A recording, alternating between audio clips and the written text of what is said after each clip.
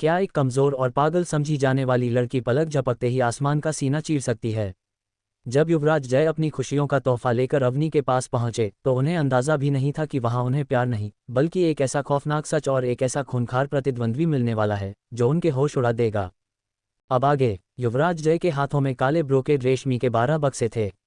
प्रत्येक बक्से की सतह पर सोने और चांदी के पाउडर से विभिन्न प्रकार के फूलों के चित्र उकेरे गए थे। ताज़ी चमेली, चमकीला गुलाब, सुंदर लिली और सफ़ेद चपरा। 12 प्रकार की फूलों वाली चाय, 12 प्रकार के रेशमी बक्से, इनकी कारीगरी बेहद उत्कृष्ट और विलासितापूर्ण थी। ये साफ देखा जा सकता था कि इन्हें बनाने में बहुत सोच विचार किया गया था। फूलों वाली चाय का ये सेट मैंने व्यक्तिगत रूप से तैयार किया है। ये राजहंस चाय घर में बेची जाने वाली चाय से अलग है। जैसे ही यह भुनकर तैयार हुई, मैं इसे यहाँ ले आया। इसे चख कर देखिए, क्या यह आपकी उम्मीदों पर खरी उतरती है? युवराज जय बहुत उत्साहित थे। स्पष्ट रूप से कहें तो वे कुछ ज्यादा ही उत्साहित थे। वे अपने लकी चार्म सौभाग्य को अपनी सफलता दिखाने के लिए इतने उत्सुक थे कि वे भूल ही गए कि आंगन में मानवी चौहान नाम की कोई इंसान भी मौजूद है। अवनी चौहान युवराज जय के इस अत्यधिक उत्साह से थोड़ी चकित रह गई। उसे संभलने में 3 सेकंड लगे। धन्यवाद महामहिम, उसने 12 प्रकार की फूलों वाली चाय स्वीकार की। युवराज जय की मुस्कान बेहद स्वाभाविक थी और उनकी आसमान जैसी नीली आंखें बहुत साफ थीं। उन्होंने कहा, मुझे महामहिम क्यों कह रही हैं? ये बहुत औपचारिक है। मुझे अभी भी आपका मुझे उस्ताद जय कहना ही पसंद है। सहयोग का गुप्त समझौता। अवनी चौहान थोड़ी उदास दिखी। उसकी खूबसूरत आंखों में एक हल्की सी चेतावनी चमक उठी और उसने कहा, उस्ताद जय, आप खुद चलकर यहाँ क्यों आए? क्या हमने इस सहयोग को गुप्त रखने और कम से कम संपर्क रखने का फैसला नहीं किया था? ओह, माफ़ कीजिएगा। युवराज जय ने एक मीठी मुस्कान के साथ अपना हाथ बढ़ाया और प्यार से अपने सिर पर थपकी देते हुए कहा, मैं इतना खुश था कि एक पल के लिए ये भूल ही गया। अपनी मां की दुर्घटना के बाद से वे लंबे समय में इतने खुश नहीं हुए थे। उन्होंने कभी सपने में भी नहीं सोचा था कि चाय का बागान, जो हमेशा से उनके व्यापार के लिए एक बोझ था, एक दिन इतना लाभदायक उद्योग बन जाएगा और उनके लिए अपार धन लाएगा। मानवी की जलन और युवराज का क्रोध। मानवी चौहान ये सब देखकर दंग रह गई। वह नकारा, क्या वह अभी शाही पागलखाना से वापस नहीं आई है? वह महामहिम युवराज के इतनी करीब कब हो गई? अभी तो केवल आधा महीना ही बीता है। आखिर क्या हुआ? हालांकि महामहिम युवराज के पास कोई वास्तविक शक्ति नहीं है, लेकिन उनकी उपाधि ही किसी को भी कुचलने के लिए काफ़ी है। ये प्रथम राजकुमार शौर्य, जो देश की 1/3 सेना को नियंत्रित करता है, कोई ईर्ष्या से जलाने के लिए काफ़ी है। महामहिम, आप कैसे? मानवी चौहान को बहुत बड़ा झटका लगा था। एक पल के लिए वह इस स्थिति को स्वीकार नहीं कर सकी और यह मानने को तैयार नहीं थी कि अवनी चौहान फिर से जीत गई है। वह ये सब रोकना चाहती थी और उसने अवचेतन रूप से युवराज जय की आस्तीन पकड़ने के लिए हाथ बढ़ाया ताकि उन्हें अवनी चौहान से दूर खींच सके। तुम क्या कर रही हो? लेकिन सभी के आश्चर्य के लिए युवराज जय की मुस्कान तुरंत गायब हो गई और उनकी साफ आंखों में अत्यधिक घृणा की चमक कौंध गई। ये जंगली लड़की कहाँ से आ गई जिसे तमीज़ का कोई ज्ञान नहीं है? मुझे मत छुओ। युवराज जय के रवैये में आया यह अचानक बदलाव वाकई चौंकाने वाला था। इससे भी अधिक आश्चर्य की बात यह है कि यह कमज़ोर दिखने वाले युवराज वास्तव में युद्ध कला में निपुण थे और उनकी साधना कमज़ोर नहीं थी। अपनी आस्तीन के एक झटके से एक उग्र जल तत्व की ऊर्जा बाहर निकली, जिसने सीधे मानवी चौहान को दूर फेंक दिया। मानवी चौहान एक चौथे स्तर की साधक थी, फिर भी युवराज जय के इस वार से वह एक ही झटके में हार गई। उसका शरीर जोर से आंगन की दीवार से जा टकराया और उसने मुंह भर खून थूक दिया। अवनी चौहान दंग रह गई। पता चला कि यह युवराज वास्तव में एक सौम्य और मासूम इंसान नहीं है। जब वह क्रूर होता है तो काफ़ी भयानक हो सकता है। अवनी चौहान को अचानक एक अफवाह याद आ गई। महामहिम युवराज को कीटाणुओं और गंदगी से अत्यधिक नफरत थी और महिलाओं को उनके पास जाने की सख्त मनाही थी। वे पहले ही 17 साल के हो चुके थे और न केवल उन्होंने शादी नहीं की थी, बल्कि उनकी कोई उपपत्नी भी नहीं थी। दासियों की तो बात ही छोड़िए। इस धारावाहिक कहानी में सत्ता, साजिश और भावनाओं का एक बेहद दिलचस्प मोड़ आ गया है। आइए देखते हैं कि युवराज के क्रोध और उस अनकहे दर्द के पीछे का असली कारण क्या है।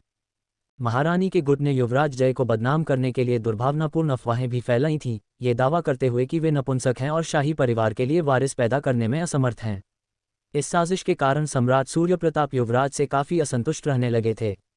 अगर पीछे मुड़कर ध्यान से देखा जाए तो राजहंस चायघर में उनकी पहली मुलाकात से लेकर दोस्त बनने तक युवराज जय ने हमेशा अवनी चौहान से 3 फीट यानी लगभग 1 मीटर की सुरक्षित दूरी बनाए रखी थी।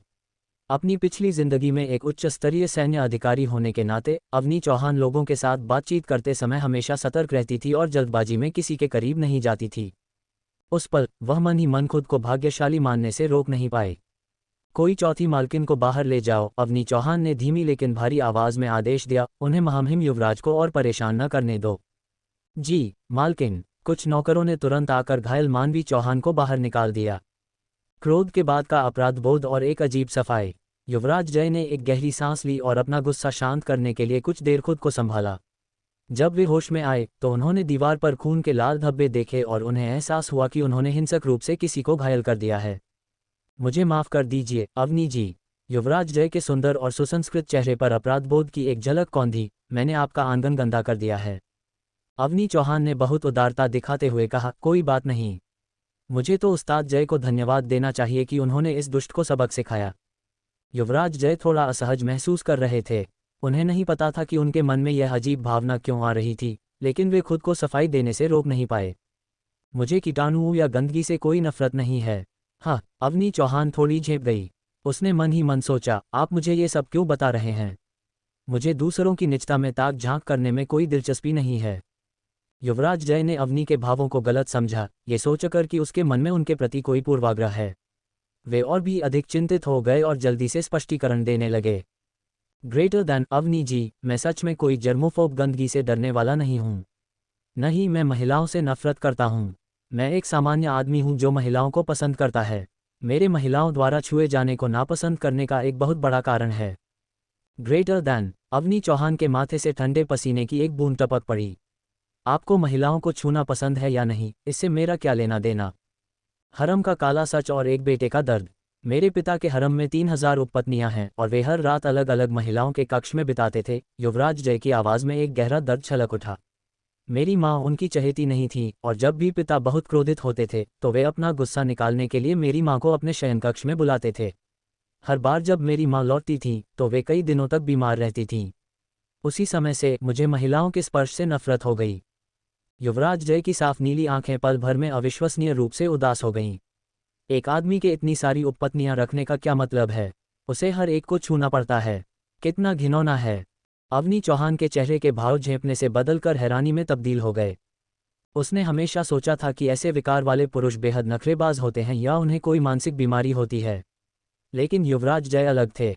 उनमें ये स्वभाव अपनी प्रताड़ित माँ शाही पटरानी के कारण पैदा हुआ था। उनके इस विकार को समर्पण भी कहा जा सकता था। उस्ताद जय, आप एक बहुत अच्छे इंसान हैं। अवनी चौहान के चेहरे के भाव काफ़ी नर्म हो गए और उसने मुस्कुराते हुए कहा, इस युग में आप युवराज हैं, भविष्य में आपका भी अपना एक बड़ा हरम होगा, फिर भी आप जीवन भर के लिए केवल एक वफादार रिश्ते की लालसा रखते हैं। ये काफ़ी दुर्लभ है।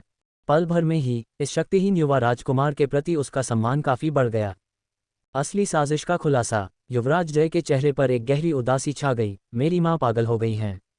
महल में यह अफवाह है कि पिता सम्राट ने ही उन्हें प्रताड़ित करके पागल कर दिया। ये सम्राट नहीं है। अवनी चौहान ने दृढ़ भाव के साथ युवराज जय की बात काटी। शाही पटरानी को जहर देकर पागल किया गया है। उसे अपने अंतर्ज्ञान पर भरोसा था। सम्राट सूर्य प्रताप के मन में शाही पटरानी के लिए सच्ची भावनाएं थीं, न कि युवराज द्वारा बताए गए दुर्व्यवहार, गुस्सा निकालने या प्रताड़ना की कोई बात थी। जहर, ये कैसे संभव है? युवराज जय बेहद सदमे में थे। एल पटरानी का सच और नीलम का नया व्यापार। अवनी जी, क्या आपके पास कोई सबूत है? मुझे नहीं पता कि यह सबूत माना जाएगा या नहीं। अवनी चौहान ने अपनी नीले जैड की आयामी अंगूठी से शाही हरे रंग का एक जैड फीनिक्स हेयरपिन निकाला और उसे युवराज को सौंप दिया। मैंने शाही पागलखाना में 3 महीने बिताए और मुझे महारानी साहिबा शाही पटरानी का स्नेह प्राप्त करने का सौभाग्य मिला। वहां से निकलने से पहले उन्होंने मुझे ये चीज़ सौंपी थी। युवराज जय बहुत भावुक हो गए। उनकी बर्फीली नीली आंखें फीनिक्स हेयरपिन को टकटकी लगाकर देख रही थीं और उनकी आंखों के कोनों में धीरे धीरे नमी छा गई। यह मेरी माँ का है। यह माँ की सबसे कीमती निशानी है। हेयरपिन लेते समय युवराज जय के हाथ कांप रहे थे। ये हेयरपिन, उन्होंने इसे कभी नहीं उतारा और उन्होंने सच में इसे आपको दे दिया। मुझे चिकित्सा का थोड़ा ज्ञान है। मैंने एक बार महारानी साहिबा शाही पटरानी की नब्ज जांची थी और उनके शरीर में भारी मात्रा में धतूरे का जहर बचा हुआ था। ये स्पष्ट है कि उन्हें जहर दिया गया था। यह कोई प्राकृतिक पागलपन नहीं है। अवनी चौहान ने धीरे से आह भरी। उसकी आवाज़ गंभीर थी। युवराज जय क्रोध से भर गए। मेरी माँ को किसने नुकसान पहुंचाया? अवनी चौहान की सुनहरी आंखें गहरी और अथाह थीं। उसकी नज़रें तीखी थीं। उस्ताद जय, आपकी राय में हरम में और कौन आपकी माँ को नुकसान पहुंचा सकता है? युवराज जय की नीली आंखें अचानक सिकुड़ गईं और उनका शरीर जोर से कांपने लगा। वह वर्तमान महारानी हैं। नीलम की वीरान खदान, पैसों का पहाड़। उस्ताद जय, फूलों वाली चाय का आपका व्यापार फल फूल रहा है, लेकिन ये काफ़ी नहीं है। अवनी चौहान ने विषय बदलते हुए कहा। उसकी खूबसूरत आंखें सिकुड़ गईं। मैंने सुना है कि आपके पास नीलम की एक बहुत बड़ी खदान भी है। इसका जिक्र आते ही युवराज जय का मूड फिर से खराब हो गया। हाँ, ऐसी एक वीरान खदान है। अवनी चौहान ने अपनी भौहें उचकाईं और कहा, एक वीरान खदान? मेरी नज़र में तो ये पैसों का एक पहाड़ है।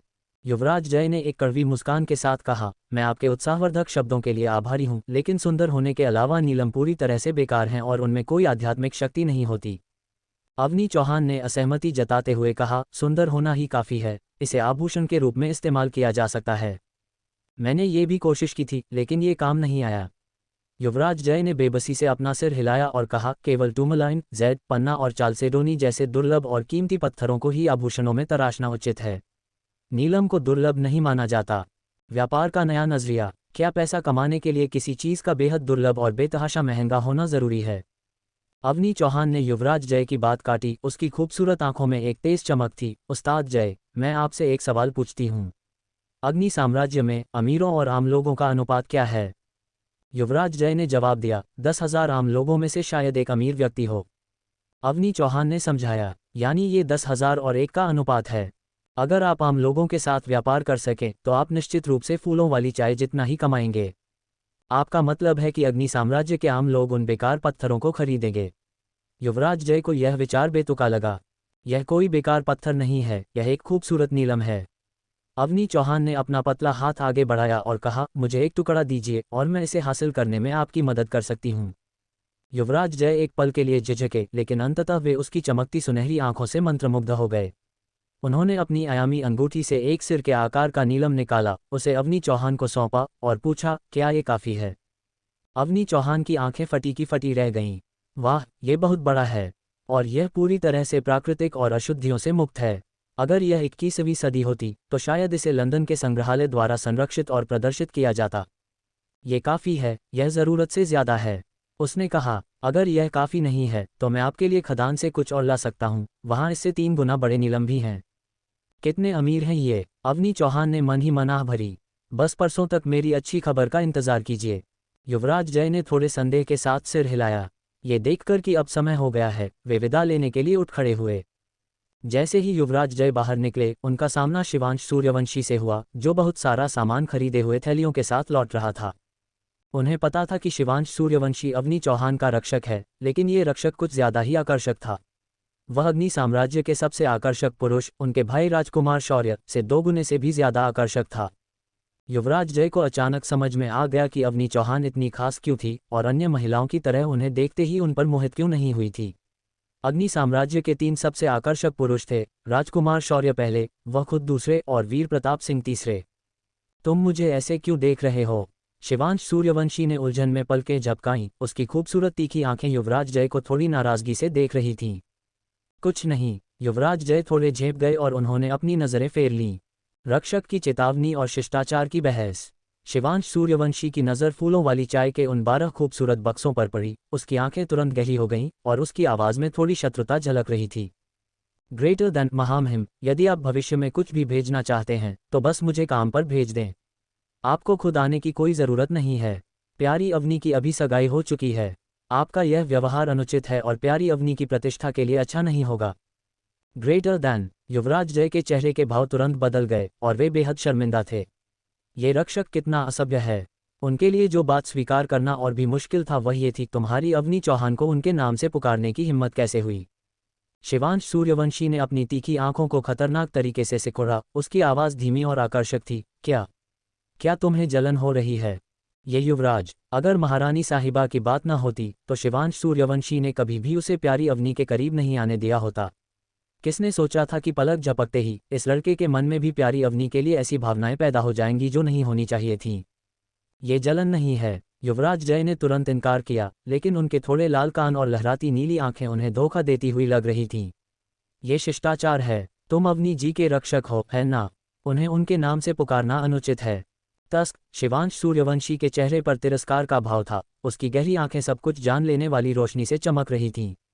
मैं अग्नि साम्राज्य से नहीं हूँ, इसलिए मुझे तुम्हारे अग्नि साम्राज्य के शिष्टाचार का पालन करने की कोई ज़रूरत नहीं है। मैं केवल इतना जानता हूं कि एक सुंदर महिला की चाहत एक सज्जन व्यक्ति ही रखता है। सच्चाई का खुलासा और एक निडर प्रेमी। युवराज जय बेहद सदमे में थे। तुम सच में?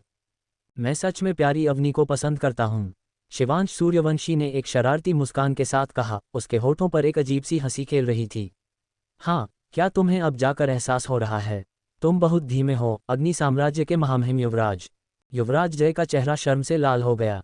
वे एक शर्मीले और संकोची लड़के थे, या यूं कहें कि अभी तक एक परिपक्व पुरुष नहीं बने थे। उन्हें जोर से मैं तुम्हें पसंद करता हूं जैसी बातें कहने की आदत नहीं थी। उनका व्यक्तित्व शिवांश सूर्यवंशी के बिल्कुल विपरीत था। ये कहने के बजाय कि वे शिवांश सूर्यवंशी को नापसंद करते थे, ये कहना अधिक सटीक होगा कि वे शिवांश सूर्यवंशी के बेखौफ और आज़ाद अंदाज से ईर्ष्या करते थे। क्या तुम्हें पता है कि उसकी सगाई हो चुकी है? तो क्या हुआ अगर उसकी सगाई हो चुकी है? मंगेतर होने का क्या मतलब है? अभी तक हमारी शादी नहीं हुई है। शिवांश सूर्यवंशी की मुस्कान गहरी हो गई, उसका आकर्षक चेहरा चकाचौंध कर देने वाला था। ऐसी कोई दीवार नहीं है जिसे तोड़ा न जा सके, बस चाहने वालों की कोशिशों में कमी नहीं होनी चाहिए। ये दूसरी बार था जब उसने ऐसा कहा था। पिछली बार उसने ऐसा तब कहा था जब उसका सामना प्यारी अवनी की मां से हुआ था। युवराज जय दंग रह गए, वे पूरी तरह से निशब्द थे। उन्होंने इस बेपरवाह आदमी को ऐसे देखा मानो किसी अजूबे को देख रहे हों। उनका दिल उत्तेजना से मथ रहा था। अधिकार जताने का नया फैसला। अपनी स्थिति स्पष्ट करने के बाद शिवांश सूर्यवंशी ने युवराज जय को पूरी तरह से नज़रअंदाज कर दिया और अपनी थैलियां लेकर पिछवाड़े के गोदाम में चला गया। उसने मन ही मन फैसला किया कि अब से जब भी कोई आदमी प्यारी अवनी के सामने आएगा तो वह सबसे पहले अपना अधिकार जताएगा, ताकि उन्हें कोई भी अनुचित विचार आने से रोका जा सके। हाँ, ये यकीनन एक बहुत ही अच्छा फैसला था। युवराज जय अकेले पीछे रह गए। उनके चेहरे पर पूरी तरह से उलझन और हैरानी के भाव थे। उन्होंने अपना सिर घुमाया और देखा कि अवनी चौहान ध्यान से उस नीलम का अध्ययन कर रही थी, यहाँ तक कि उसने नक्काशी करने वाला एक चाकू भी निकाल लिया था और उस पर अपना पूरा ध्यान केंद्रित कर रही थी। क्या उसका नाम क्या है? तुम्हारा रक्षक? युवराज जय ये सवाल पूछे बिना नहीं रह सके। उसका नाम शिवांश सूर्यवंशी है। वह मेरा रक्षक नहीं है, बल्कि मेरा दोस्त और मेरा गुरु है। अवनी चौहान ने अपना सिर उठाया और युवराज जय को देखकर मुस्कुराए। उसने भी शाही पागलखाना में समय बिताया है। उसके चिकित्सा कौशल मेरे कौशल से कहीं अधिक श्रेष्ठ हैं। उसने एक बार शाही पटरानी का इलाज भी किया था। युवराज जय थोड़े हैरान रह गए। क्या उसने उनकी मां की बीमारी का इलाज किया था? एक ही पल में शिवांश सूर्यवंशी के प्रति उनकी शत्रुता आधे से अधिक कम हो गई। सूर्यवंशी उपनाम का रहस्य। शिवांश सूर्यवंशी उपनाम बहुत आम नहीं लगता। युवराज जय गहरी सोच में डूबे हुए लग रहे थे। वे खुद से बड़बड़ाए, ऐसा लगता है कि केवल अनंत ब्रह्मांड साम्राज्य के शाही परिवार का उपनाम ही सूर्यवंशी है। नहीं नहीं नहीं, यह असंभव है। यदि शिवांश सूर्यवंशी वास्तव में पंचतत्व महाद्वीप के सबसे बड़े साम्राज्य के शाही परिवार का सदस्य होता, तो वह अवनी चौहान के अधीन एक छोटे महत्वहीन पद पर कैसे रह सकता था? क्या अनंत ब्रह्मांड साम्राज्य के शाही परिवार का उपनाम सूर्यवंशी है? अवनी चौहान ने युवराज जय की धीमी बड़बड़ाहट सुनी और एक ही पल में उसकी सुनहरी आंखों में भावनाओं का एक जटिल मिश्रण कौंध गया। आश्चर्य, सदमा, भ्रम, संदेह। यह जरूरी नहीं है। इस विशाल महाद्वीप पर सूर्यवंशी उपनाम वाले कई परिवार होने चाहिए, अवनी चौहान ने जल्दी से कहा। मैंने पंचतत्व महाद्वीप का मानचित्र पढ़ा है। तोहान राज्य के पश्चिम में एमरल्ड द्वीप पर सूर्यवंशी उपनाम वाला एक कुलीन परिवार है। जिलेई राज्य के लेइलिंग शहर में भी सूर्यवंशी उपनाम वाला एक कबीला है, और अनंत ब्रह्मांड साम्राज्य की बात करें तो वहां इस उपनाम की 108 शाखाएं हैं। उसने ये सब जांचा था। शिवांश सूर्यवंशी की पृष्ठभूमि के बारे में अपनी उत्सुकता के कारण उसने ये जानकारी जुटाई थी। हालांकि मानचित्र में यह उल्लेख नहीं किया गया था कि अनंत ब्रह्मांड साम्राज्य के शाही परिवार का उपनाम सूर्यवंशी है। विभिन्न शाही परिवारों के उपनाम हमेशा से वर्जित रहे हैं और आम लोग आसानी से यह जानकारी प्राप्त नहीं कर सकते। उसे एक बार संदेह हुआ था कि शिवांश सूर्यवंशी एमरल्ड द्वीप से है, क्योंकि उसे रत्नों का बहुत ज्ञान था और वह आसानी से एक काले जैड की आयामी अंगूठी और एक नीले जैड की आयामी अंगूठी निकाल सकता था। दरबार की एक गहरी साजिश। सूर्यवंशी उपनाम वाले इतने सारे लोग हैं। अवनी चौहान का स्पष्टीकरण सुनकर युवराज जय लंबे समय तक दंग रह गए। फिर उन्होंने एक कड़वी मुस्कान के साथ अपना सिर हिलाया। लगता है मैं ज्यादा ही सोच रहा था। उन्होंने एक गहरी सांस ली और एक बड़ा राज खोला। ग्रेटर दैन, जैसा कि आप जानती हैं, 3-4 महीने पहले हमारे अग्नि साम्राज्य ने अनंत ब्रह्मांड साम्राज्य को जो नजराना भेजा था, वह सीमा पार करने से पहले ही लूट लिया गया था। मेरे मामा, जो वाम प्रधानमंत्री भी हैं, इस नजराने को सुरक्षित पहुंचाने के लिए जिम्मेदार थे और इसी वजह से उन्हें जेल में डाल दिया गया। मुझे लगा कि अनंत ब्रह्मांड साम्राज्य का शाही परिवार पूरी जांच करने के लिए किसी को भेजेगा। ग्रेटर दैन, क्या वह जानती थी? वह कुछ नहीं जानती थी। एक युवा लड़की जो अपने कमरों तक ही सीमित थी और जो सालों से धीमा जहर धतूरा खा रही थी, वह दरबार की प्रमुख राजनीतिक घटनाओं के बारे में कैसे जान सकती थी। हालांकि युवराज जय के शब्दों ने अवनी चौहान को एक बात याद दिला दी। अग्नि साम्राज्य के बारे में सबसे प्रसिद्ध चीज उसके खनिज हैं, विशेष रूप से ज्वाला फीनिक्स श्याम लौह। गुरु कश्यप के साथ अस्त्र निर्माण की मूल बातें सीखने के बाद अवनी चौहान जानती थी कि यह लौह एक तीसरी श्रेणी की आध्यात्मिक सामग्री थी और उच्च स्तरीय हथियारों को ढालने के लिए एक आवश्यक घटक थी। हर साल अग्नि साम्राज्य द्वारा उत्पादित ज्वाला फीनिक्स श्याम लौह का 90% हिस्सा अनंत ब्रह्मांड साम्राज्य को नजराने के रूप में पेश किया जाता है। इस साल वह नजराना लूट लिया गया, और वह भी अग्नि साम्राज्य के क्षेत्र के भीतर ही। अनंत ब्रह्मांड साम्राज्य के उच्च स्तरीय अधिकारियों का संदेह करना लाजमी है। वे मानेंगे कि अग्नि साम्राज्य के विद्रोही इरादे हैं और वह खुद इस लौह से हथियार बनाना चाहता है। नतीजतन वाम प्रधानमंत्री को जेल में डाल दिया गया था, और वाम प्रधानमंत्री की बहन शाही पटरानी भी अपने भाई के जेल जाने के 3 दिन बाद पूरी तरह से पागल हो गई थी और उन्हें शाही पागलखाना भेज दिया गया था। एक छिपी हुई साजिश धीरे धीरे सामने आ रही थी। अवनी जी, चूंकि यह फीनिक्स हेयरपिन आपको मेरी मां ने दिया था, इसलिए इसे आपको ही रखना चाहिए। युवराज जय ने शाही हरे रंग का jade phoenix hairpin Avani Chauhan को लौटाते हुए कहा, उन्हें आप पर भरोसा है, इसलिए मुझे भी आप पर भरोसा है। अवनी चौहान के दिल की धड़कन तेज हो गई। फीनिक्स हेयरपिन, फिर से उसने सोचा था कि उसने इस मुसीबत से छुटकारा पा लिया है, लेकिन ये फिर से उसके पास आ गई। भरोसे का एक ही शब्द बहुत बड़ा भार लेकर आता है। ठीक है। अवनी चौहान ने फीनिक्स हेयरपिन को पकड़ा। उसका चेहरा गंभीर था। ये जानते हुए भी कि यह मुसीबत लाएगा, उसने इसे स्वीकार कर लिया। ऐसा इसलिए था क्योंकि उसे एक पूर्वाभास था। महारानी साहिबा शाही पटरानी नजराना लूटने के मामले में सबसे महत्वपूर्ण व्यक्तियों में से एक थीं। इस बार युवराज जय वास्तव में विदा लेकर चले गए, अनंत ब्रह्मांड औषधि भंडार की ओर प्रस्थान। थोड़ी देर बाद शिवांश सूर्यवंशी दैनिक जरूरत का सारा सामान व्यवस्थित करने के बाद पिछवाड़े के गोदाम से सामने के आंगन में आया और जोर से पुकारते हुए बोला, प्यारी अवनी, क्या अनंत ब्रह्मांड औषधि भंडार के लिए औषधियों का काम पूरा हो गया? अवनी चौहान ने फीनिक्स हेयरपिन को अपनी नीले जैड की आयामी अंगूठी में रखा और जवाब दिया, सभी 1000 प्राणवर्धक औषधियां तैयार हो चुकी हैं। शिवांश सूर्यवंशी हंसा और बोला, ठीक है, चलो माल पहुंचाने चलते हैं। उसने अवनी से युवराज जय का कोई जिक्र नहीं किया। जिस महिला को आप पसंद करते हैं, उसके सामने ईर्ष्या और प्रतिद्वंद्विता दिखाना बेहद निचले स्तर की हरकत है। प्रबंधक जी बाई की हैरानी और उन्नति औषधि, अनंत ब्रह्मांड औषधि भंडार। प्रबंधक जी, ये रहीं 1000 औषधियां। अवनी चौहान ने अपना हाथ उठाया और मेज पर 100 दवा की शीशियां रख दी गईं। प्रत्येक शीशी में 10 प्राणवर्धक औषधियां थीं। हमेशा की तरह मैं इन्हें यहाँ बेचने के लिए छोड़ रही हूँ। जीबाई की आंखें अचानक चौड़ी हो गईं, इतनी सारी, और अभी कुछ ही दिन तो बीते हैं। इस लड़की की औषधि बनाने की क्षमता सच में डरावनी थी। जब तक कि उसकी सफलता दर 100% न हो और हर एक जत्थे की हर एक गोली एकदम सही न हो, वह केवल दिन रात औषधियां ही बना सकती है। प्रबंधक जी, आप पहले माल की जांच क्यों नहीं कर लेते? अवनी चौहान व्यर्थ के सवालों में नहीं उलझना चाहती थी। सफलता दर और उन्नति दर दोनों ही दिव्य जल के रहस्य से जुड़े हैं, जिसे वह बाहरी लोगों को कभी नहीं बताएगी। ठीक है। जीबाई गंभीर हो गया और उसने 100 के करीब शीशियों और 1000 गोलियों की एक एक करके जांच की। ये सभी बेहतरीन गुणवत्ता की थीं, जिनमें एक भी खराब गोली नहीं थी। ऐसा लगता है कि अनंत ब्रह्मांड औषधि भंडार को सच में इन उन्नति औषधियों के लिए एक नीलामी आयोजित करनी चाहिए, जीबाई ने भावुक होकर कहा। अवनी चौहान थोड़ी हैरान हुई, कौन सी उन्नति औषधि? जीबाई ने अपना सिर उठाया, उसके चेहरे पर एक सुसंस्कृत मुस्कान थी। अवनी जी, क्या आपको अभी तक नहीं पता? आपने पहले जो 8 प्राणवर्धक औषधियां अनंत ब्रह्मांड औषधि भंडार को सौंपी थीं, उनके प्रभाव वास्तव में आश्चर्यजनक हैं। चौथे से छठे स्तर की फ्रेंजी क्यूई तक पहुंचने में उनकी सफलता दर 100% है। राजधानी के लोग उनके लिए पागल हो गए हैं और उन्हें उन्नति औषधि कह रहे हैं। हाँ, अवनी चौहान की मुस्कान थोड़ी रहस्यमयी थी। उन्नति औषधि, ये नाम काफी सरल है, बुरा नहीं है। शिवांश का ताना और एक नए सौदे की शुरुआत। जीबाई ने आगे कहा, अवनी जी, इस उन्नति औषधि के आकर्षण को कम मत समझिए। राजधानी के कई प्रमुख परिवारों में ऐसे कई युवा शिष्य हैं जो ज्यादातर चौथे और 7वें स्तर की फ्रेंजी क्यूई के बीच हैं। उन्हें एक गोली देने से वे सीधे अगले स्तर पर पहुंच सकेंगे, जिससे उनके कई सालों की साधना बच जाएगी। यह अविश्वसनीय रूप से मूल्यवान है। शिवांश सूर्यवंशी ने आधी मुस्कान के साथ जीबाई की ओर देखा। उसका लहजा व्यंग्यात्मक था। अगर तुम मेरी बात सुनने को तैयार होते तो मैं इनमें से प्रत्येक उन्नति औषधि को 500 चांदी के सिक्कों में खरीद लेता। अनंत ब्रह्मांड औषधि भंडार यकीनन अभी की तुलना में 10 गुना अधिक कमाता। जीबाई का चेहरा तुरंत उतर गया। वह बेहद शर्मिंदा था और हकलाते हुए बोला, आप जो कहते हैं वह सच है, आप जो कहते हैं वह सच है।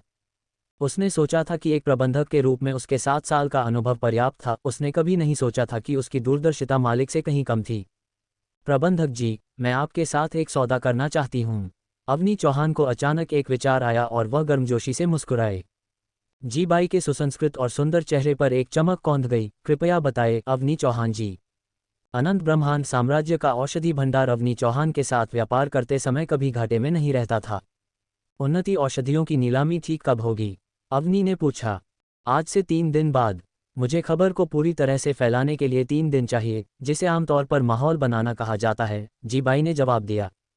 अवनी चौहान ने अपनी नीले जैद की आयामी अंगूठी से नीलम से तराशा गया एक आभूषण निकाला और उसे जीबाई के सामने रख दिया। मैं इस नीलामी के विज्ञापन अधिकार खरीदने के लिए मुनाफे में अपने हिस्से का कुछ प्रतिशत आपको दूंगी। विज्ञापन अधिकार? विज्ञापन क्या होता है? जीबाई थोड़ा उलझन में था। वह मुनाफे और किराए की बात समझ गया था। अवनी का मतलब था कि बेची गई प्रत्येक दवा के लिए अनंत ब्रह्मांड औषधि भंडार को अब पहले से ज्यादा किराया मिलेगा, यानी 10% से बढ़कर 15%। उदाहरण के लिए, यदि एक उन्नति औषधि 700 चांदी के सिक्कों में बिकती है, तो पहले औषधि भंडार का किराया 70 चांदी के सिक्के था, लेकिन अब यह 105 चांदी के सिक्के होगा। नीलम का अनोखा विज्ञापन। अवनी चौहान हल्का सा मुस्कुराए। विज्ञापन का मतलब है किसी बात का व्यापक रूप से प्रचार करना। जीबाई का चेहरा अभी भी कोरा था। अवनी चौहान ने नीलम के आभूषण को जीबाई के सामने खिसकाया और कहा, मैं चाहती हूं कि आपका अनंत ब्रह्मांड औषधि भंडार इस नीलम का विज्ञापन करे। नीलामी के दिन आपके औषधि भंडार के प्रत्येक कर्मचारी को यह नीलम का आभूषण पहनना होगा। जीबाई अब समझ गया। उसकी नज़र नीलम के उस आभूषण पर पड़ी, जिसे जेड पेंडेंट के आकार में उकेरा गया था, जिसमें एक हल्का नीला हार लटक रहा था। इसे बेहद खूबसूरती से डिज़ाइन किया गया था और इसे पुरुष और महिलाएं दोनों पहन सकते थे। उसने इस नीलम को पहचान लिया। पूरे अग्नि साम्राज्य में केवल युवराज जय के अधीन ही नीलम की ऐसी वीरान खदान है। अवनी जी यह सब युवराज जय के लिए कर रही हैं। शिवांश की जलन और जिद। जीबाई अवनी चौहान की बुद्धिमत्ता से चकित था, लेकिन उसे अपने मालिक को लेकर भी कुछ चिंताएं थीं। उसने अपना सिर घुमाया और, जैसा उसने सोचा था, शिवांश सूर्यवंशी का सुंदर चेहरा तनाव से भर गया था। उसकी तीखी आंखें खतरनाक रूप से सिकुड़ गई थीं और वह नीलम के आभूषण को ऐसे घूर रहा था मानो वह उसमें 2 छेद जला देना चाहता हो। उसके चेहरे के भाव जैसे कह रहे थे, मैं बहुत नाखुश हूं। मुझे जलन हो रही है। प्यारी अवनी, तुमने इस बारे में पहले मुझसे चर्चा नहीं की। उस शैतानी रूप से आकर्षक आदमी ने अंततः खुद को नियंत्रित किया और वहीं सबके सामने अपना गुस्सा नहीं निकाला। उसने बस उसे एक बेहद नाराज और आहत नज़र से देखा। उसकी खूबसूरत तीखी आंखें शिकायत से भरी थीं। हाँ, अवनी चौहान के दिल में एक अजीब सी कसक उठी। उसकी आंखों में वह भाव बिल्कुल किसी बेसहारा और रूठे हुए कुत्ते के पिल्ले की तरह था, जिसने अवनी को पूरी तरह से निहत्था कर दिया था। किस तरह का आदमी सबसे भयानक होता है? वह जो क्रूर, प्यारा और चालाक भी हो सकता है, मासूम होने का नाटक भी कर सकता है, और साथ ही इतना सुंदर है कि आंखों को भाता है और आकर्षक होने की सारी हदें पार कर देता है। तो चलो अब इस पर चर्चा करते हैं, ठीक है? उसे नहीं पता था कि वह शिवांश सूर्यवंशी के साथ इस पर चर्चा क्यों करना चाहती थी, लेकिन वह बस उसे मना नहीं कर पा रही थी। हमने पहले ही युवराज की मदद करने का फैसला कर लिया है। उनकी एक बार मदद करना भी मदद है और दूसरी बार मदद करना भी मदद ही है ना? मुझे उनकी मदद करने में कोई आपत्ति नहीं है। शिवांश सूर्यवंशी ने अपने हाथ बांध लिए। उसके होठों पर एक शरारती मुस्कान खेल रही थी। लेकिन तुम्हारे लिए इस विज्ञापन का भुगतान करने का कोई कारण नहीं है। युवराज जय को खुद इसका बिल चुकाने दो।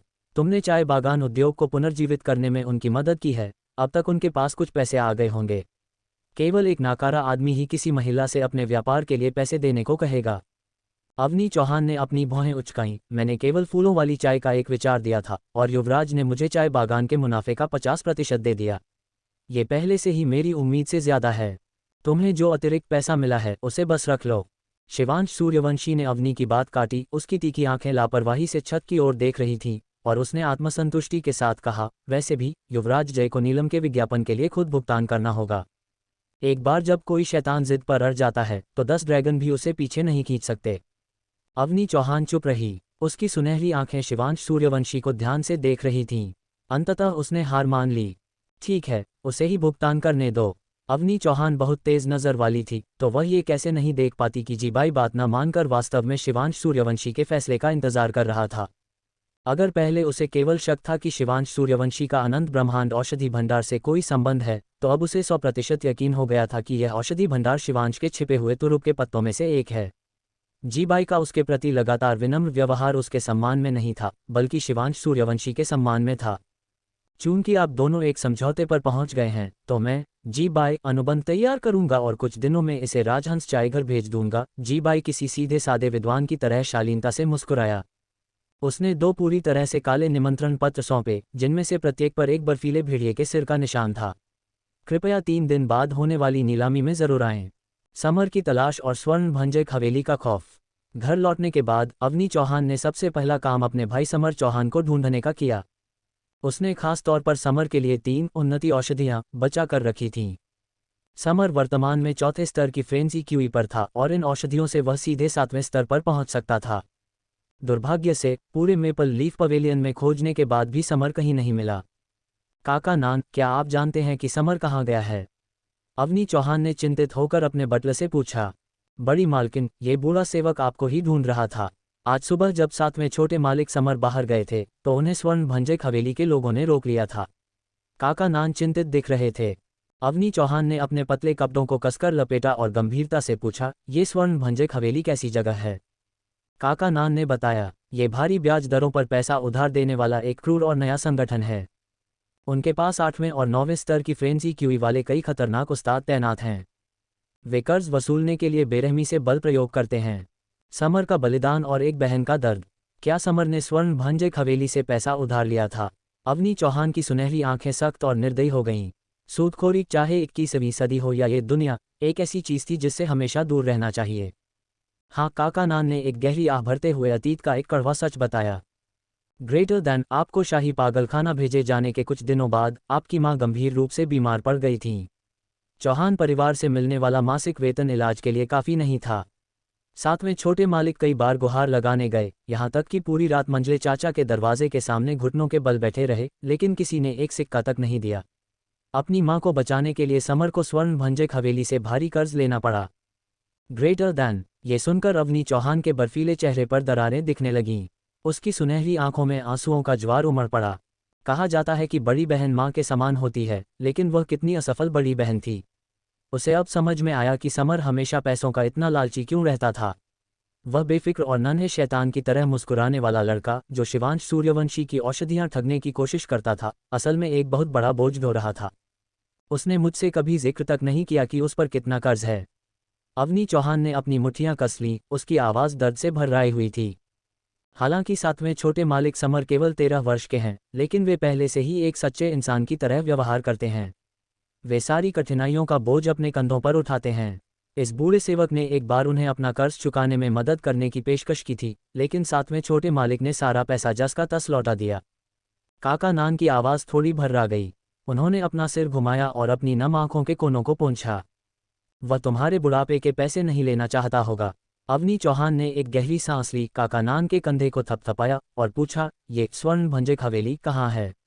मैं जाकर समर को छुड़ा लाऊंगी। काका नान ने पता दिया और वे अवनी चौहान के साथ जाना चाहते थे, लेकिन उसने उन्हें रोक दिया। वह अकेली निकल पड़ी। अपने छोटे भाई को घर वापस लाना एक बड़ी बहन के रूप में उसकी ही जिम्मेदारी थी। काला पत्थर मार्ग और हवेली का प्रवेश द्वार।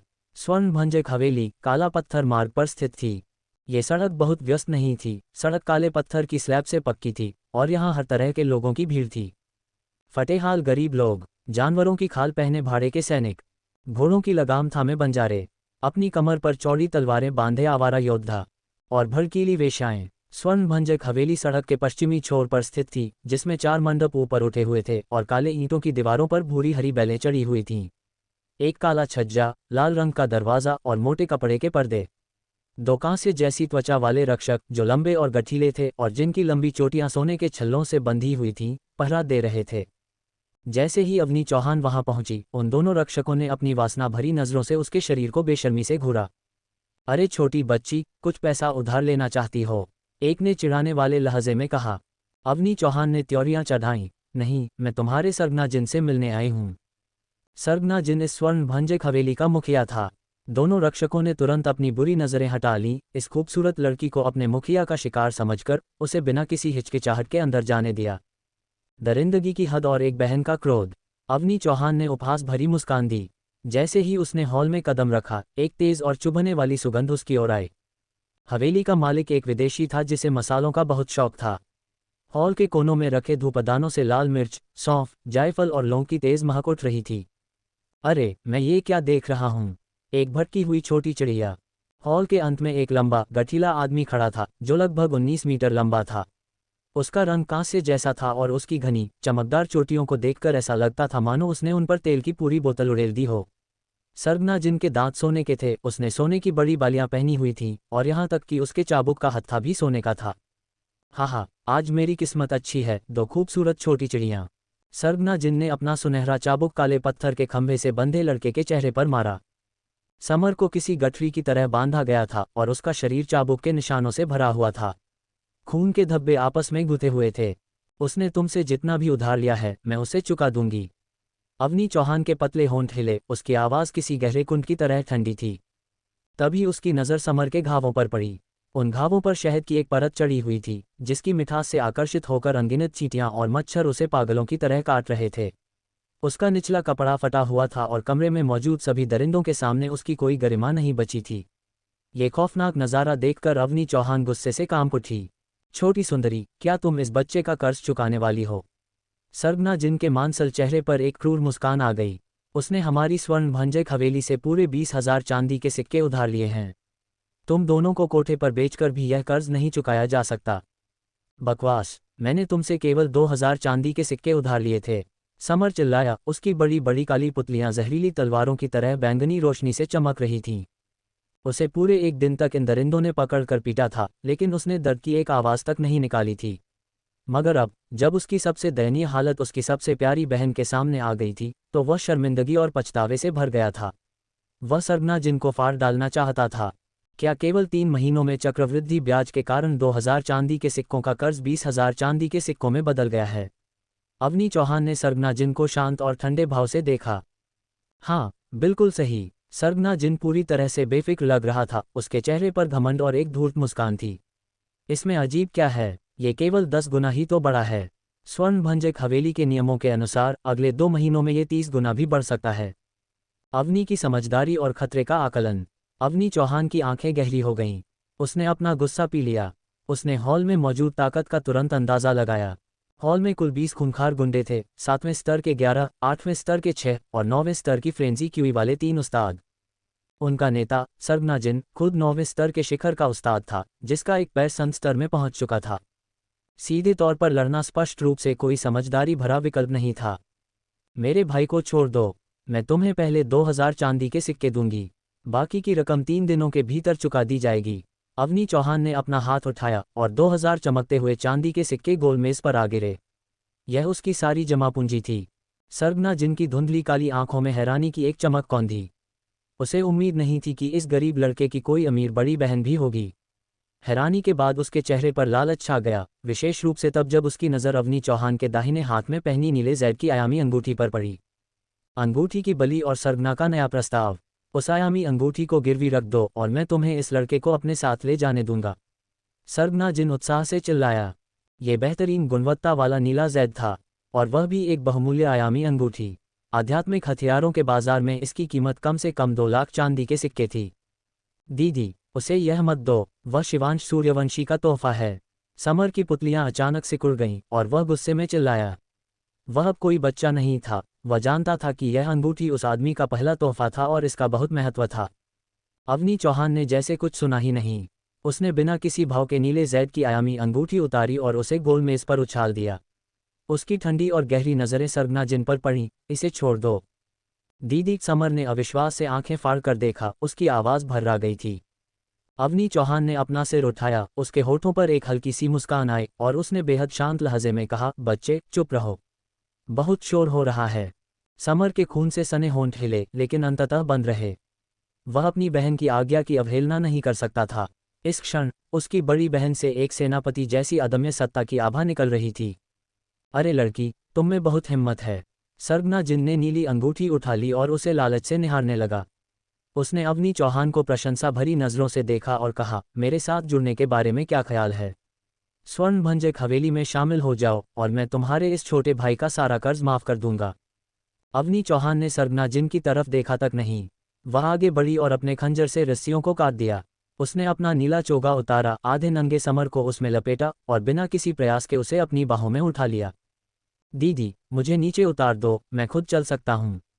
समर के गाल थोड़ी शर्मिंदगी से लाल हो गए। वह एक लड़का था, फिर भी उसे एक महिला की गोद में उठना पड़ रहा था। अवनी चौहान ने कुछ नहीं कहा। उसकी तेज सुनहरी आंखें समर के खून से सने टखने पर पड़ीं, जहां घाव पर एक जोंक चिपकी हुई थी। उसने जोंक को चुटकी में पकड़ा और जोर से खींचा। घाव से दूर खींचते ही उसने मांस का एक छोटा टुकड़ा भी फाड़ दिया। समर का चेहरा पीला पड़ गया और उसने दर्द की चीख को रोकने के लिए अपने होंठ कसकर काट लिए। वह समझ गया कि उसकी बहन की हरकतें उसे बता रही थीं कि उसके लिए खुद चलना असंभव था। अवनी चौहान की हथेली में एक लौ प्रज्वलित हुई, जिसने जोंक को जलकर राख कर दिया। मैं 3 दिनों में वह सब वापस ले लूंगी जो मेरा है। वह ये शब्द छोड़कर समर को लेकर वहां से चली गई। सरगना जिन दंग रह गया। उस लड़की की पतली पीठ को देखकर उसके अंदर एक अजीब सी घबराहट पैदा हुई। चौहान निवास वापसी और शिवांश की चिंता। पूरे रास्ते वे चुप रहे। अवनी चौहान अपने छोटे भाई को वापस चौहान निवास ले आए। मेपल लीफ पवेलियन में प्रवेश करते ही शिवांश सूर्यवंशी सामने आ गया। उसका चेहरा चिंता से भरा था और उसकी भौहों के बीच गुस्से की लकीर थी। तुम कहाँ गई थीं? तुमने मुझे बताया तक नहीं। काका नान भी टालमटोल कर रहे थे। तुम्हें पता है मैं कितना चिंतित था। अवनी चौहान ने समर को शिवांश सूर्यवंशी की बाहों में सौंप दिया और भारी आवाज में कहा, इसका इलाज करो। अंधेरे में उसकी सुनहरी आंखें 2 जलती हुई लपटों की तरह लग रही थीं। जब शिवांश सूर्यवंशी होश में आया तो उसने पाया कि उसकी प्यारी अवनी पहले ही अपने कमरे में जा चुकी थी। मोमबत्ती की टिमटिमाती रोशनी में वह कागज पर तेजी से कुछ लिख रही थी। वह जानती थी कि वह बदला लेना चाहती है, बिना किसी की मदद के। शिवांश का खौफनाक इलाज और समर की चीखें। तुम सच में अपनी बहन के लिए मुसीबत खड़ी करना जानते हो, शिवांश सूर्यवंशी ने अपनी तीखी आंखों को सिकुड़ते हुए नाराजगी से कहा। मैं, समर की आवाज भर्राई हुई थी। चुप रहो। शिवांश सूर्यवंशी ने तुरंत अपने हाथ में डरावनी चांदी की सुइयां निकाली और क्रूरता से मुस्कुराया। कुछ ही देर में मेपल लीफ पवेलियन से युवा मालिक की दर्दनाक चीखें सुनाई देने लगीं। सरगना जिनकी प्रताड़ना के दौरान भी समर इतनी जोर से नहीं चीखा था।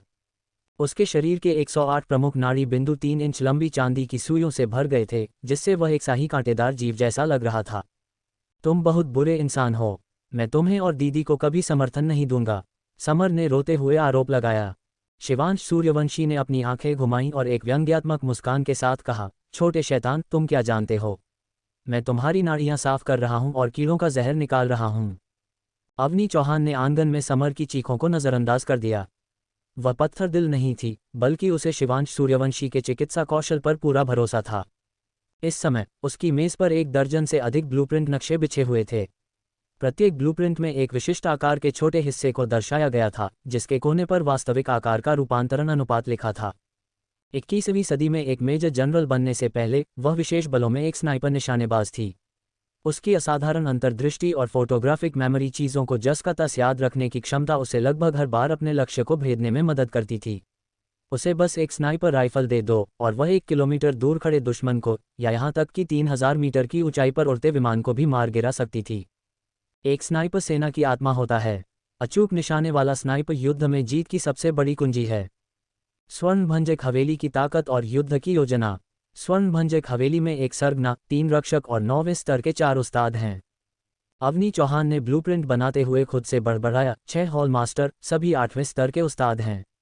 11 मुख्य सदस्य, सभी 7वें स्तर की फ्रेंजी क्यूई वाले हैं। और 80 छोटे मोटे गुंडे 4थे से 6ठे स्तर के बीच हैं।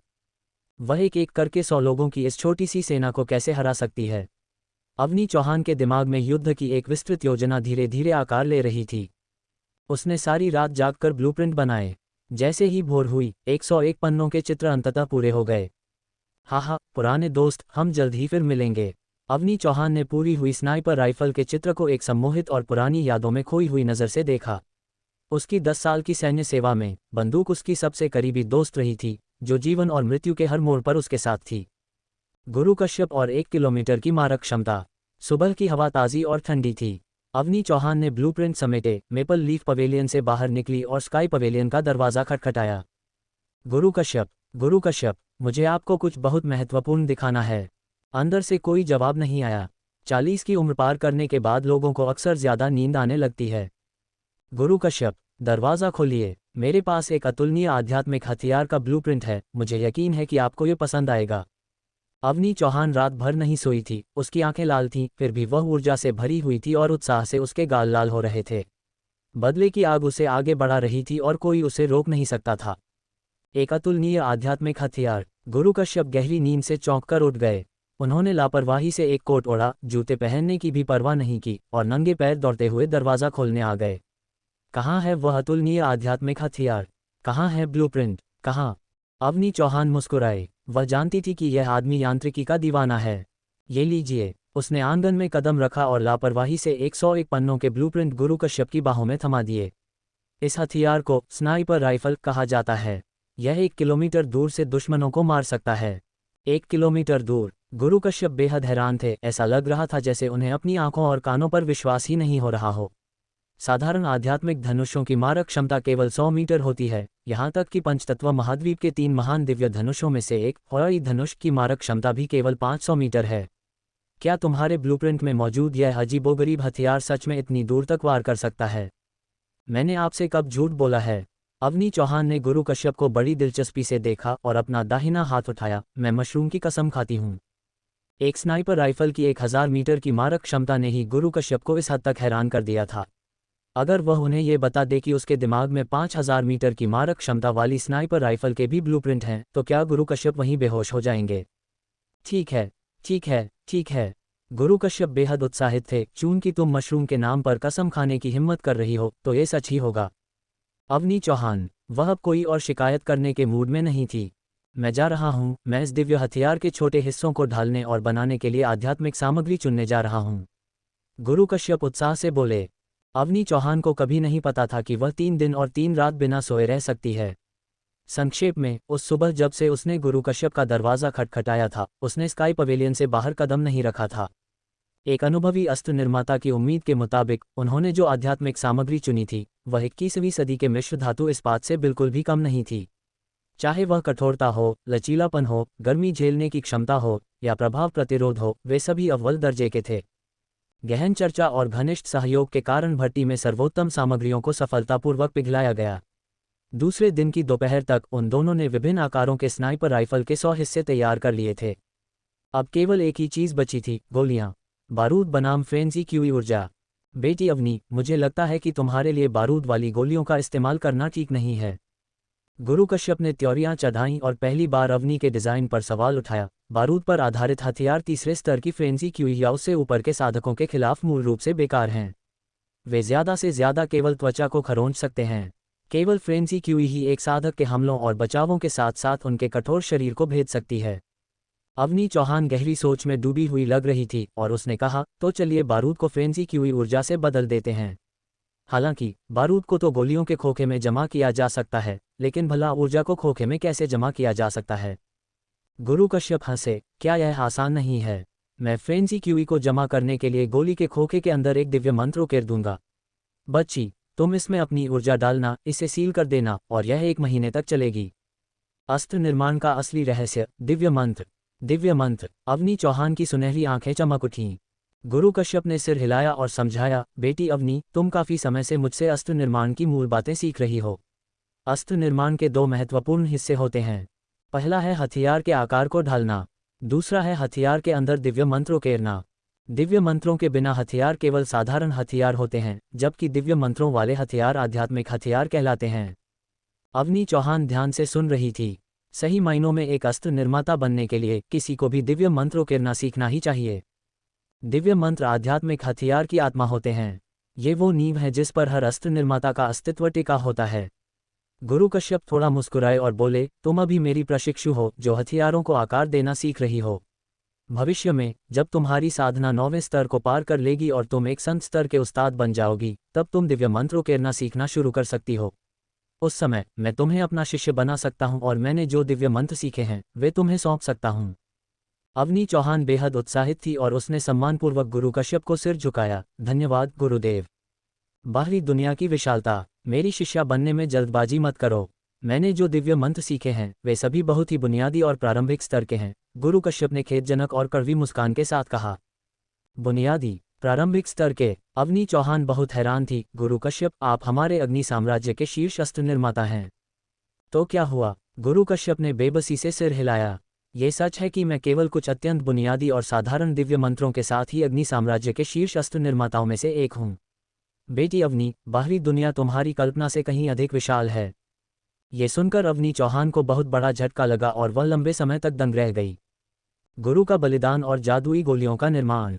इस समय गुरु कश्यप अपनी आत्मा की शक्ति को इकट्ठा कर चुके थे और गोली के खोखे के अंदर बुनियादी दिव्य मंत्र उकेरने पर ध्यान केंद्रित कर रहे थे।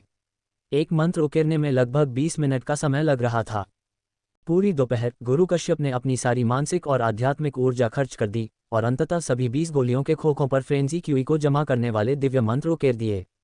नहीं, मैं बहुत थक गया हूँ, मुझे सोना है। गुरु कश्यप की आवाज़ धीरे धीरे धीमी होती गई। उनका सिर एक तरफ झुक गया, उनका शरीर फिसल गया और वे जमीन पर गिर पड़े और गहरी नींद में सो गए। अवनी चौहान गहराई से प्रभावित हुई। उसने सावधानी से बूढ़े गुरु को उनके बिस्तर तक पहुंचाने में मदद की और उन्हें शयन कक्ष के नर्म सोफे पर लिटा दिया। उसने उनके जूते उतारने में मदद की और उन पर कंबल ओढ़ा दिया। Avani Chauhan Maple Leaf Pavilion लौट आए। उसने स्नाइपर राइफल के सभी हिस्सों को एक पंक्ति में रखा और उन्हें तेजी से जोड़ना शुरू कर दिया। 21वीं सदी में सैनिकों के लिए आग्नेयास्त्रों को जोड़ना एक अनिवार्य कोर्स होता है और वह इसमें माहिर थी।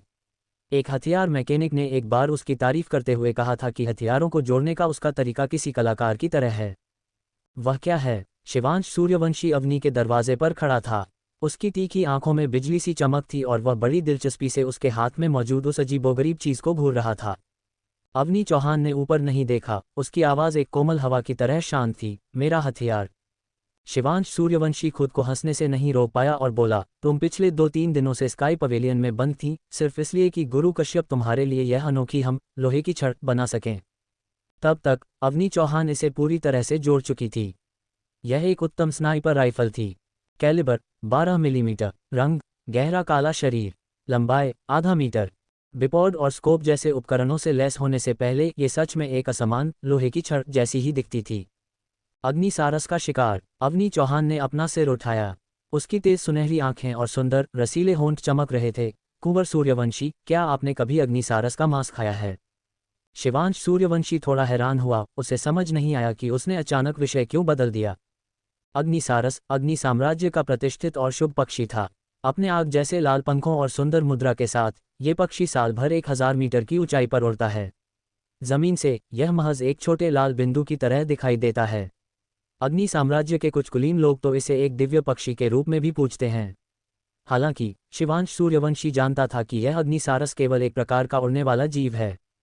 मैंने इसे कभी नहीं खाया। शिवांश सूर्यवंशी ने सच सच जवाब दिया, तुम्हारे अग्नि साम्राज्य में कोई भी अग्नि सारस को पकड़ने की हिम्मत नहीं करता।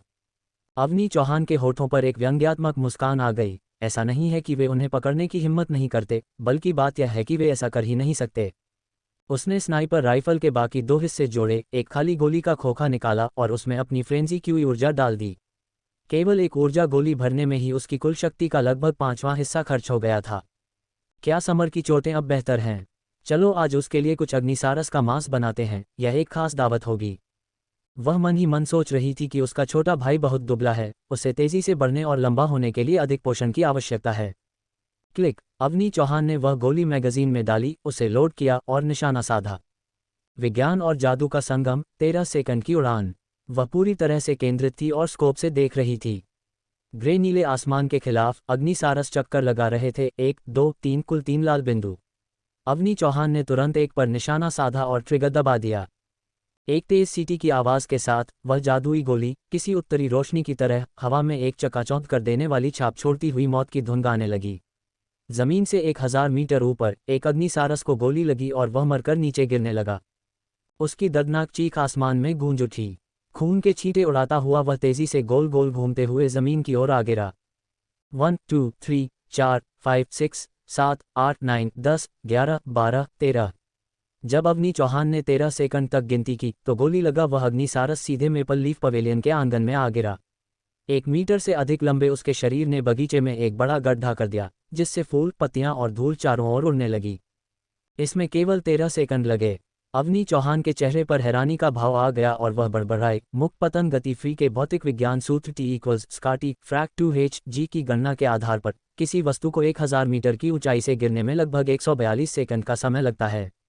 वायु की उछाल की प्रतिक्रिया बल को जोड़ने पर इसका मतलब है कि अग्निसारस की वास्तविक उड़ान ऊंचाई अधिकतम 800 या 900 मीटर है। पंचतत्व महाद्वीप का मानचित्र में दर्ज डेटा गलत है। शिवांश सूर्यवंशी ने कोई जवाब नहीं दिया। उसकी गहरी आंखों से भोर की किरण जैसी एक विस्मयकारी रोशनी फूट रही थी। सदमा नहीं, ये सदमे से कहीं परे था। ये किसी वज्रपात जैसा था। यहाँ तक कि कोई संत स्तर का उस्ताद भी जमीन से 1000 मीटर की ऊंचाई पर उड़ने वाले जीव को मार गिराने की गारंटी नहीं दे सकता था। अग्निसारस की तो बात ही छोड़िए, जो पहले दर्जे का उच्च स्तरीय मायावी जीव था और जिसकी ताकत किसी 9वें स्तर के उस्ताद के बराबर थी। लेकिन प्यारी अवनी ने सच में ऐसा कर दिखाया था, जबकि वह केवल 7वें स्तर की फ्रेंजी क्यूई वाली साधक थी। जब शिवांश सूर्यवंशी ने अवनी चौहान के हाथ में उस लोहे की छड़ को फिर से देखा तो उसकी आंखें विस्मय से भर गईं। क्या तुम्हारे इस हथियार का कोई नाम है? अरोरा का नामकरण। अरोरा। अवनी चौहान ने अपनी कीमती स्नाइपर राइफल को सावधानी से रखा, उसे अपनी पीठ पर लटकाया और शिवांश सूर्यवंशी को देखकर मुस्कुराते हुए कहा, मैं इसका नाम अरोरा उत्तरी रोशनी रखूंगी। अपने पिछले जीवन में जब वह विशेष बलों में थी तो एक स्नाइपर बनने पर उसे जो पहली राइफल मिली थी उसका नाम भी अरोरा ही था। वह पुरानी यादों से जुड़ी रहने वाली इंसान थी। बहुत ही शानदार नाम है। शिवांश सूर्यवंशी तारीफ किए बिना नहीं रह सका। उसकी तीखी आंखें आसमान को निहार रही थीं। Greater than. मैंने एक बार महाद्वीप के सबसे उत्तरी बिंदु पर स्थित आर्कटिक द्वीप का दौरा किया था। वहां की अरोरा अविश्वसनीय रूप से सुंदर थी। वह चकाचौंध कर देने वाली रोशनी किसी चौंका देने वाले हंस की तरह थी, जो गहरी, शांत और दमघोंटू अंधेरी रात के आसमान को चीर रही थी। मैं उस एहसास को कभी नहीं भूल सकता, वह भावनात्मक सदमा और मेरी आत्मा को मिली वह शांति। Greater than. उसने अपना सिर घुमाया, उसकी आंखें स्नेह से भरी थीं। तुम और तुम्हारा हथियार मुझे बिल्कुल वैसा ही एहसास देते हैं। अवनी चौहान इस आदमी पर मंत्रमुग्ध हो गई। उसकी गहरी और सुखद आवाज़, उसकी आंखें जो अनंत रात की तरह काली थीं, और उसकी भावुक लेकिन संयमित भावनाएं। एक योद्धा का भोजन कौशल। मेरे हाथ का बना खाना चख कर देखो। वह मुस्कुराई, उसकी मुस्कान किसी साफ झरने की तरह कोमल थी। मैं वादा करती हूँ, ये तुम्हारी कल्पना से भी कहीं ज्यादा स्वादिष्ट होगा। अवनी चौहान बातों से ज्यादा काम करने में विश्वास रखती थी। वह मीठी बातें करने में अच्छी नहीं थी। अब वह केवल एक ही बात जानती थी कि उसे इस आदमी को अग्निसारस का एक स्वादिष्ट व्यंजन बनाकर जवाब देना है। शिवांश सूर्यवंशी बहुत खुश हुआ। क्या तुम खाना बना सकती हो? उसकी याद में ऐसा लगता था जैसे कुलीन घराने की महिलाओं में ये हुनर नहीं होता था। भोजन लोगों के लिए सबसे महत्वपूर्ण चीज है। अगर आप खाना नहीं बना सकते तो आप खाएंगे क्या? अवनी चौहान उस बगीचे की ओर चल पड़ी जहां अग्निसारस गिरा था। अगर किसी दिन मैं किसी आदिम जंगल में खो जाऊं या किसी खतरनाक जंगल में फंस जाऊं तो वहां मेरे लिए खाना पकाने के लिए कोई नौकर नहीं होगा। चाहे आधुनिक युग हो या प्राचीन काल, खाना बनाना हमेशा से जीवित रहने का एक आवश्यक कौशल रहा है। उसने अनगिनत बार अपने साथियों का नेतृत्व खतरनाक जंगलों में किया था। यदि आप खाना बनाना नहीं जानते तो बेहतर है कि आप प्रार्थना करें कि आप किसी सर्वाइवल एक्सपर्ट की तरह कच्चे मेढक या अजीबोगरीब जानवरों को निगलने की हिम्मत रखते हों। शिकार की तैयारी। क्या ये कुचलकर कीमा नहीं बन गया? बगीचे में बड़े गड्ढे के किनारे चलते हुए अग्निसारस की लाश को देखकर अवनी चौहान भावनाओं से भर गई। यांत्रिकी के सिद्धांतों के अनुसार 150 मीटर की ऊंचाई से स्वतंत्र रूप से गिरने वाला कोई भी पक्षी कुचलकर लुगदी बन जाता है। हालांकि शिवांश सूर्यवंशी यह नहीं समझ पाया कि प्यारी अवनी का यांत्रिकी के सिद्धांतों और मुक्त पतन से क्या मतलब था, लेकिन उसे एक बात का यकीन था, अग्निसारस कोई साधारण पक्षी नहीं है। इसकी खाल और हड्डियां चट्टान की तरह कठोर होती हैं। ऊर्जा वाली जादुई गोली अग्निसारस की दाहिनी आंख को भेदती हुई उसके दिमाग में जा घुसी थी। ये देखकर शिवांश सूर्यवंशी बोल उठा, अगर तुमने तीरंदाजी सीखी होती तो तुम एक उस्ताद तीरंदाजा होती। मुझे धनुष और तीर पसंद नहीं हैं। उनकी मारक क्षमता बहुत कम होती है, जो बहुत उबाऊ है, और उनकी मारने की शक्ति मेरी अरोरा से कहीं कम है। अवनी चौहान ने नीचे झुककर अग्निसारस की लाश की जांच की। उसकी आंख और दिमाग की घातक चोटों के अलावा केवल उसका दाहिना पंख टूटा था, जिसकी टूटी हुई हड्डी मांस को चीरकर बाहर आ गई थी। ये बड़ा मूर्ख पक्षी हमारे लिए कई दिनों के भोजन के लिए काफी है, उसने मुस्कुराते हुए कहा। इसके बाद शिवांश सूर्यवंशी ने पंख हटाने, खाल उतारने, मांस काटने और आग जलाने के कामों में उसकी मदद की। क्या आप जानना चाहेंगे कि अवनी और शिवांश की ये दावत आगे कौन सा नया मोड़ लेकर आती है? अवनी ने अपने आधुनिक हथियार अरोरा से साम्राज्य के सबसे पवित्र पक्षी अग्निसारस को महज 13 सेकंड में मार गिराया। लेकिन क्या अग्नि साम्राज्य के लोग अपने इस पवित्र पक्षी का ये हश्र इतनी आसानी से बर्दाश्त करेंगे? दूसरी तरफ शिवांश ने सगाई का परवाह किए बिना युवराज जय के मुंह पर अपने प्यार का खुला ऐलान कर दिया है। क्या ये शांत दिखने वाला युवराज अपनी पहली मोहब्बत को इतनी आसानी से शिवांश के हाथों में जाने देगा, या फिर अब इस प्रेम त्रिकोण लव ट्रायंगल में कोई बहुत बड़ा खून खराबा होने वाला है? जानने के लिए कहानी में आगे बने रहें।